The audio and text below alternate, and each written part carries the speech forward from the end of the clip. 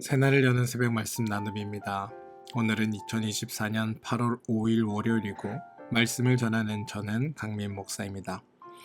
오늘 우리 함께 나눌 말씀은 열왕기 하 3장 1절로부터 5절까지 말씀입니다. 열왕기 하 3장 1절로부터 5절입니다. 유다의 여호사밧 왕 18째 해에 아합의 아들 여호람이 사마리아에서 이스라엘을 12해 동안 다스리니라. 그가 여호와 보시기에 악을 행하였으나 그의 부모와 같이 하지는 아니하였으니 이는 그가 그의 아버지가 만든 바알의 주상을 없이 하였음이라. 그러나 그가 느밧의 아들 여로보암이 이스라엘에게 범하게 한 그 죄를 따라 행하고 떠나지 아니하였더라. 모압 왕 메사는 양을 치는 자라. 새끼 양 10만 마리의 털과 수장 10만 마리의 털을 이스라엘 왕에게 바치더니 아합이 죽은 후에 모압 왕이 이스라엘 왕을 배반한지라. 열왕기하 3장 1절로부터 5절까지 말씀입니다. 북왕국이 주전 930년부터 722년까지 약 210년 동안 유지됩니다. 불과 210년 안에 왕조가 9번 바뀌고 왕이 19명이 바뀝니다. 그만큼 나라가 혼란스러웠다라는 증거입니다. 아합 왕이 죽은 후에 그 아들 아하시아가 왕이 되었고, 아하시아가 죽을 때에 아들이 없어서 아합 왕의 다른 아들, 즉 아하시아의 형제 중 한 사람이 여호람이 왕이 되었습니다. 여호람은 성경에 요람이라는 다른 이름으로도 등장합니다. 여호람이 등장하는 것은 열왕기하 1장 17절이고 그가 죽은 것은 9장 24절로 자그마치 8장이나 그에게 할애되어 있습니다. 물론 이 모두가 여호람이 주인공은 아닙니다. 다만 이 시대에 엘리사가 활약을 합니다. 엘리사에 관한 내용이 많다 보니 덩달아 그 시대의 왕이었던 여호람이 길게 다루어진 겁니다. 엘리야가 활약하던 시대는 아합 왕, 엘리사가 활약하던 시대는 여호람 왕으로 기억하시면 좋을 것 같습니다. 다만 한 가지 우리가 조심해야 하는 것은 여호람은 북왕국의 왕인데 비슷한 시기에 남왕국의 왕의 이름도 여호람이라는 겁니다. 거의 같은 시기에 남과 북에서 똑같은 이름을 가진 왕이 서로 통치하고 있었다라는 겁니다. 그래서 여러분들 말씀을 읽으실 때 여호람을 만나시면 북왕국의 왕인지 남왕국의 왕인지를 잘 구분하셔서 오해 없으시길 바랍니다. 오늘 본문에는 여호람, 북왕국의 왕인 여호람에 대한 평가가 등장합니다. 2절과 3절을 보시면 그가 여호와 보시기에 악을 행하였으나 그의 부모와 같이 하지는 아니하였으니 이는 그가 그의 아버지가 만든 바알의 주상을 없이 하였음이라. 그러나 그가 느밧의 아들 여로보암이 이스라엘에게 범하게 한 죄를 따라 행하고 떠나지 아니하였다라고 그를 평가합니다. 결론만 말씀드리면 여호와 보시기에 그 또한 악했다입니다. 이 말은 왕이 여호와만을 섬긴 것이 아니라 다른 우상들도 함께 섬겼다라는 표현입니다. 문제는 2절 후반부에 이는 그가 그의 아버지가 만든 바알의 주상을 없이 하였음이라 라는 부분이 나옵니다. 그래서 생각해보면 여호람이 우상을 섬기지 않은 것이 아니냐라고 말할 수도 있지만 열왕기하 10장 26절에 의하면 여호람이 죽은 후에 예후 시대에 바알의 신당들이 있는 성으로 가서 바알의 신당들에서 목상들을 가져다가 불사르고 바알의 목상을 헐며 바알의 신당들을 헐어서 변소를 만들었다라고 기록되어 있는 것으로 보아 여호람이 바알의 주상을 없애긴 했지만 그렇다고 바알의 신당 자체를 없앤 것은 아니다라는 것을 우리는 확인할 수 있습니다. 그리고 이 당시 우상은 바알만 있었던 것은 아닙니다. 아마도 여호람이 바알의 주상은 없앴지만 그렇다고 다른 우상 섬기기를 멈추었던 것은 아닌 것 같습니다. 오늘 본문 3절에 의하면 그가 느밧의 아들 여로보암이 이스라엘에게 범하게 한 죄를 따라 행하고 떠나지 아니하였습니다라고 고백되는 것으로 보아 그는 하나님만 섬긴 것이 아니라 우상과 하나님을 동시에 섬겼던 것으로 우리는 이해할 수 있다는 겁니다. 이전보다 아합의 시대보다 바알 숭배는 적게 했지만 그렇다고 하나님만을 섬긴 것은 아니다. 이 정도로 이해하시면 좋을 것 같습니다. 오늘 본문 4절에는 모압이 등장합니다. 모압은 이스라엘의 아래쪽 동편에 있는 나라이고 종교적으로는 그모스라는 신을 섬겨오던 나라입니다. 그모스는 성경에 열왕기상 11장 5절과 사도행전 7장 3절에 나오는 몰록이면서 레위기 18장 21절에는 몰렉으로, 열왕기상 11장 5절에는 밀곰으로, 예레미야 49장 1절에는 말감 등으로 나오는 신과 같은 신입니다. 모압은 다윗 왕 시절부터 이스라엘에게 조공을 바쳐온 나라입니다. 그런데 아합 왕이 죽고 그 아들 아하시아가 왕이 되었을 때 이스라엘을 배반합니다. 아하시아 다음에 왕이 된 여호람이 성경에 기록된 첫 번째 사건으로 이 배신한 모압을 다시 정복하려는 것으로 보아 여호람은 아합 시대 혹은 그 이전 다윗 시대의 영화를 그 나라로 가져오고자 하는 열망이 있었던 것으로 보입니다.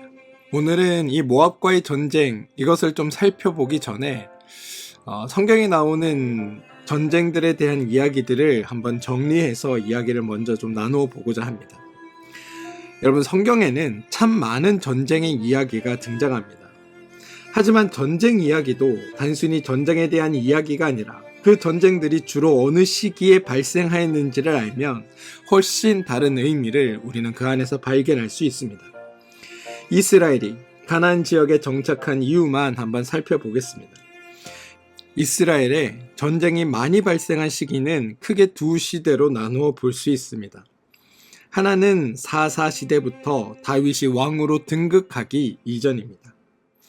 사사 시대는 여러분 딱히 전쟁이라고 표현하기가 민망할 정도입니다.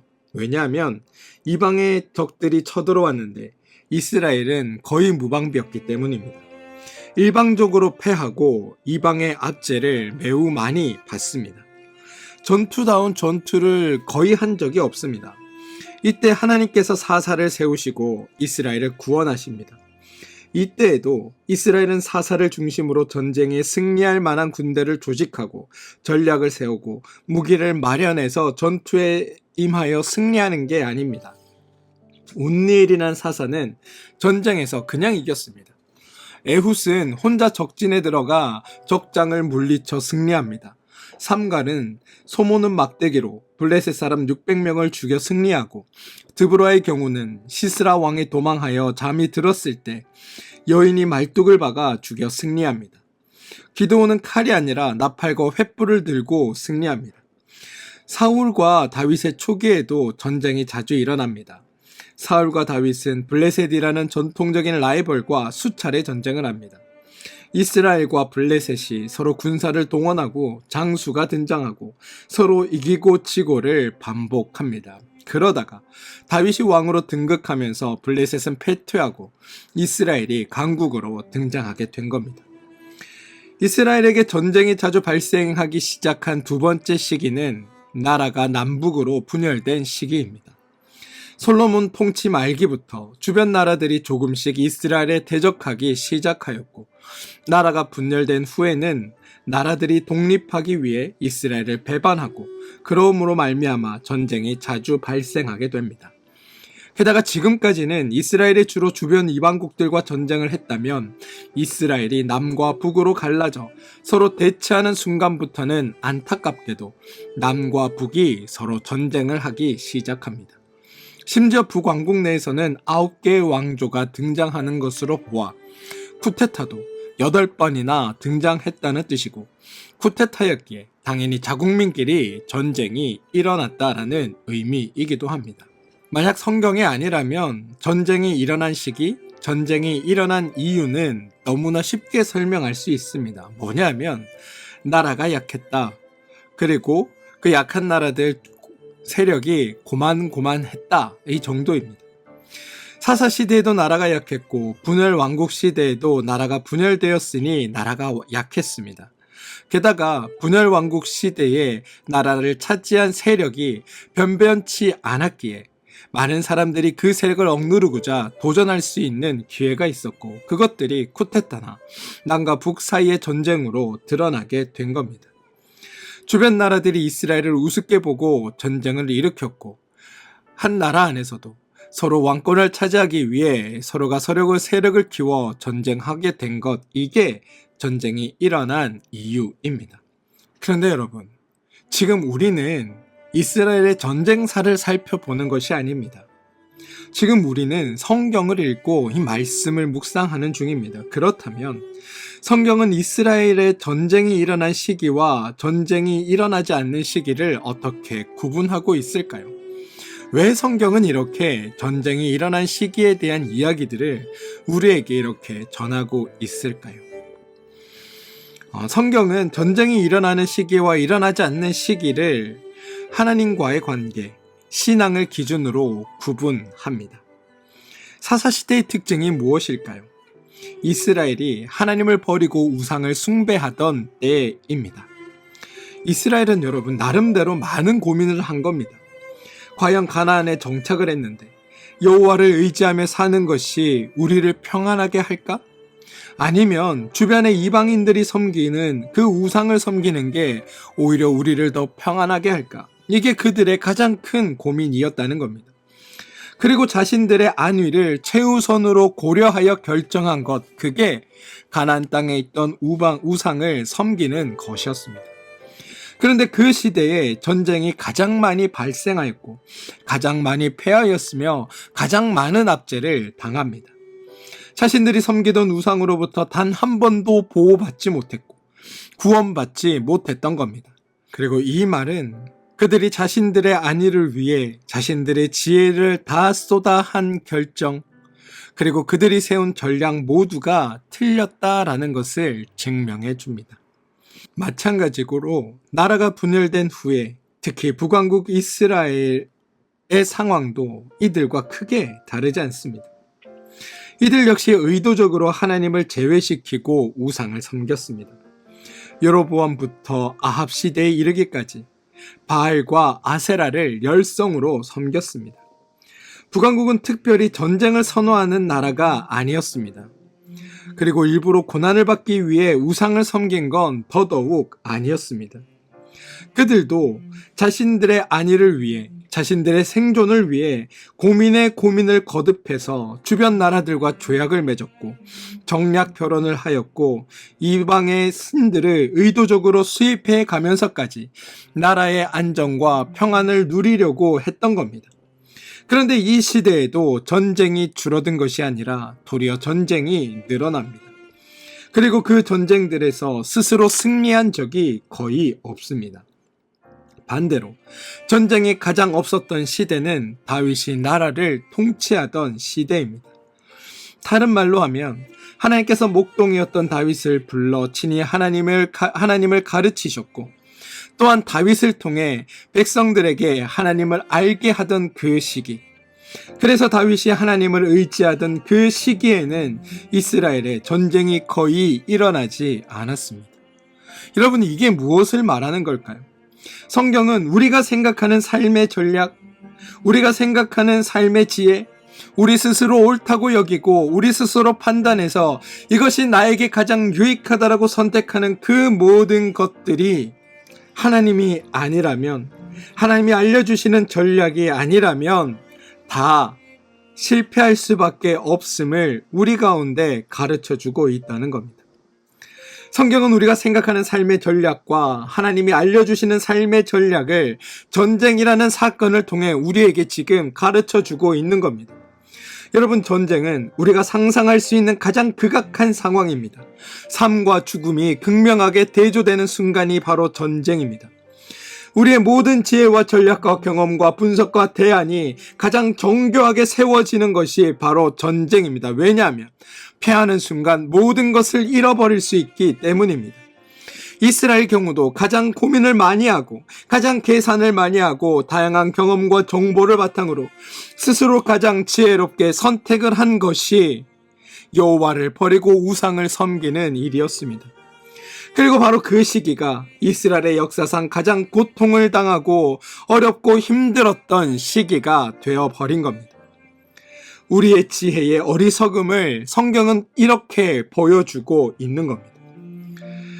여러분, 성경은 태초부터 지금까지 계속하여 한 가지, 즉 여호와를 섬겨라. 여호와의 마음과 심정과 원리를 가져라. 하나님의 권고대로, 하나님의 말씀대로, 하나님의 방법으로 행하라 라는 것을 우리에게 권면하고 있습니다. 그리고 이스라엘이 여호와를 섬기던 그 시절에, 하나님을 따르던 그 시절이 가장 태평성대하였다고 우리에게 오늘 보여주고 있는 겁니다.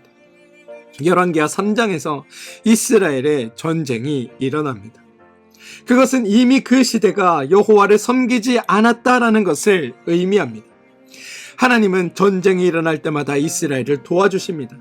단지 전쟁을 이기게 하는 것이 목적이 아니라 전쟁을 통하여 하나님을 알게 하시는 게 목적이셨습니다. 그래서 성경에 나오는 전쟁은 무기로 승리하는 것이 아니고, 장수로 승리하는 것도 아니고, 전략으로 승리하는 것도 아니고, 오직 여호와의 도움으로 승리한다라고 우리에게 고백하며 알려줍니다. 그리고 전쟁에서 이겼다고 해서 패한 나라를 정복하거나 이스라엘이 영토를 확장하는 것이 아니라, 전쟁 목적 자체가 여호와를 알리는 것이기에 전쟁의 결과는 정복이 아닌 여호와를 아는 것으로 말씀은 우리를 이끌고 간다는 사실을 알아야 하는 겁니다. 그리고 하나님을 알았기에 이스라엘의 평화가 깃든다. 이게 성경이 우리에게 전하고자 하는 바입니다. 너의 삶에 하나님을 알아야 하나님이 주시는 참 평안과 평화가 너희 삶에 깃든다라는 게 성경의 이야기라는 겁니다. 사랑하는 성도 여러분, 성경은 이러한 이스라엘의 역사를 통해 우리에게 평화를 누리고 복된 삶을 살기 위해서라도 하나님을 따르는 것이 가장 옳은 선택이라고, 가장 옳은 것이라고 우리에게 말해주고 있음을 저는 여러분들이 꼭 기억해 주시길 부탁드립니다. 우리가 성경을 통해 확인할 수 있는 중요한 한 가지, 우리의 삶은 하나님을 드러내므로 말미암아 사라지고, 그렇기에 하나님을 따르고 그분의 뜻을 쫓고 그분의 마음과 그분의 방식으로 행하며 그분의 자녀됨을 누리고 살아갈 때 우리에게 가장 복된 일들이 생겨난다는 것을 깨닫는 것임을 여러분 반드시 기억해 주시길 부탁드립니다. 예수님의 이름으로 기도합니다. 하나님만이 나에게 가장 좋은 것을 주신다. 하나님이 주시는 그것이 나에게 가장 복된 것이다. 이게 하나님께 드려지는 우리의 고백이 되길 소망합니다. 삶의 여러 가지 문제들 앞에 알량한 우리의 생각과 우리의 뜻과 우리의 지혜를 쫓을 게 아니라 하나님의 뜻을 따르고 하나님께 뜻을 묻고 하나님의 지혜를 따라 살 때 우리 안에 참되게 형통한 일들이 일어남을 기억하시고, 여러분의 생각, 나의 느낌, 나의 생각이 아닌 하나님의 마음, 하나님의 생각으로 살아가는 여러분들 되시길 주님의 이름으로 축원드립니다. 그래서 하나님의 뜻을 쫓음으로 인해 더욱 행복하고 복된 삶을 이 땅에서 영위하며 살아가는 여러분들 되어주시길 주님의 이름으로 축원드립니다. 함께 기도하겠습니다. 주님, 나의 삶이 여호와만 섬기는 삶이 되길 소망합니다. 하나님의 마음과 심정과 원리를 가지고 하나님의 권고대로, 하나님의 말씀대로, 하나님의 방법을 따르는 존재가 되게 하여 주시옵소서. 그래서 하나님이 주시는 참된 평안을 누리는 우리의 삶이 되게 하여 주시옵소서. 예수님의 이름으로 기도합니다. 아멘.